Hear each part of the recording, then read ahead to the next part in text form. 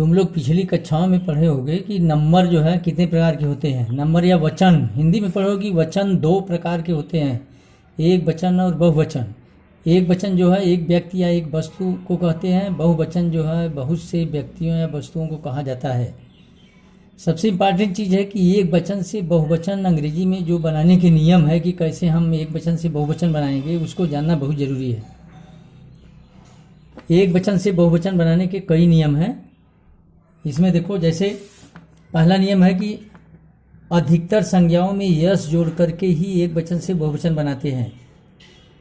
जैसे पेन में यस जोड़ दोगे तो पेन्स, फैन में यस जोड़ दोगे फैंस, बॉय में यस जोड़ दोगे बॉयज, गर्ल में यस जोड़ गर्ल्स। माने ज़्यादातर संज्ञाओं में यस जोड़ करके ही एक वचन से बहुवचन बनाया जाता है। नियम 2, कुछ संज्ञाएं ऐसी हैं जिसके अंत में S, double S, S H, C H, X, O आदि आवे। ऐसी संज्ञाओं के अंत में यस नहीं जोड़ते हैं बल्कि ई एस जोड़ करके बहुवचन बनाते हैं। जैसे फॉक्स का फॉक्सेस, बेंच का बेंचेज, मैंगो का मैंगोज, ऐस का ऐसेस। नियम 3 देखो, वे संज्ञाएं जिनके अंत में वाई आवे और उसके पहले कोई व्यंजन हो। यह बहुत ज़रूरी है कि वाई के पहले व्यंजन होना चाहिए। स्वर रहेगा तो नहीं, तो वाई के स्थान पर आई ई एस हो जाता है। अगर वाई के पहले व्यंजन नहीं रहता है, स्वर रहता है, जैसे बॉय में बो, तो वो केवल एस जुड़ता है। लेकिन वाई के पहले यदि व्यंजन है, जैसे डी है, टी है, व्यंजन जानते ही हो कि ए ई आई ओ यू छोड़ करके जितने शब्द होते हैं अंग्रेजी के, जितने अक्षर होते हैं सब व्यंजन होते हैं। जैसे देखो लेडी है तो लेडी का वाई के पहले डी है अर्थात व्यंजन है, इसलिए लेडीज हो जाएगा, L A D I S. उसी तरह बेबी है, B A B Y, Y के स्थान पर आई एस हो जाता है, क्योंकि वाई के पहले बी जो है व्यंजन है। अगर वाई के पहले कोई स्वर होता तो वह जो है आई एस नहीं होता बल्कि केवल एस जुड़ता।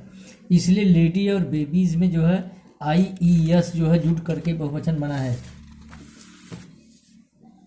चौथा नियम देखो, ज़्यादातर संज्ञाएं जिनके अंत में यफ या यफई आवे, बहुवचन बनाते समय इनको यफ या यफई के स्थान पर भी ई एस हो जाता है। जैसे नाइफ, वाइफ का वाइफ्स, काफ का काफ्स, लाइफ का लाइफ्स।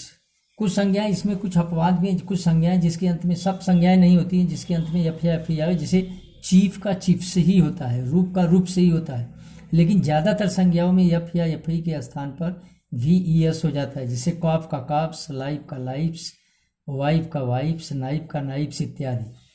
पांचवा नियम देखो, जैसे कुछ संज्ञाओं के स्वरों में परिवर्तन कर देने से ही बहुवचन बन जाता है। जैसे मैन का मेन, फूट का फीट, वुमेन का वुमेन, ऑक्स का ऑक्सेन, माउस का माइस, चाइल्ड का चिल्ड्रेन। ये संज्ञाएं ऐसी हैं जिसको हम जो है स्वरों में है, जैसे एम ए एन में ए है तो ई कर दी, F double O T double O है तो डबल ई टी कर दी। इस तरह जो है माउस है तो एम ओ यू एस ही तो एम आई सी कर दी। तो ज़्यादातर कुछ ऐसी संज्ञाएं हैं जिसको स्वरों में ही परिवर्तन कर देते तो उसका एक वचन से बहुवचन बन जाता है। ये जो है पूरी कॉपी में तुम लोगों को लिखना है। अगर पिछले साल तो हम लिखाए हैं जो हमारे बच्चे क्लास में पढ़ रहे थे, लेकिन कुछ बच्चे जिनको ये नहीं लिखाया गया इसको लिख कर याद करना बहुत जरूरी है, क्योंकि हम एक तरफ से पूरा ग्रामर पढ़ा रहे हैं, व्याकरण पढ़ा रहे हैं, जिससे कि आगे जब जो है टेंस वगैरह पढ़ाएं और उसमें जो है कौन संज्ञा, कौन करता है, कौन क्रिया है, कौन, क्योंकि पूरा पढ़ाने के बाद जो है टेंस और ट्रांसलेशन पढ़ाएंगे, जिससे बाद में इन्हें दिक्कत आवे कि जो है कैसे जो है कौन करता है, कौन क्रिया है, कौन संज्ञा है, कौन सर्वनाम। इसलिए टोटल जो है बताने के बाद ही हम जो है और ग्रामर जैसे व्याकरण है, एक्टिव पैसिव है, नरेशन है, इसको बाद में पढ़ाया जाएगा। इसलिए इसको अपने कॉपी में लिखोगे और इसकी पूरी तैयारी करोगे, क्योंकि ये सब पढ़ाने के बाद हमको आगे जो है व्याकरण पढ़ाना है, जैसे व्याकरण ट्रांसलेशन वगैरह है, इनके ज्ञान के बिना ट्रांसलेशन वगैरह है। ये सब पढ़ाने के बाद हम टेंस पढ़ाएंगे, टेंस पढ़ाने के बाद जो है तब और चीज़ों को पढ़ाएंगे, तब जो है ट्रांसलेशन वगैरह या अन्य क्रिया किया जाएगा। इसको तुम लोग लिखो कॉपी पर और इसको तैयार करो, रट डालो।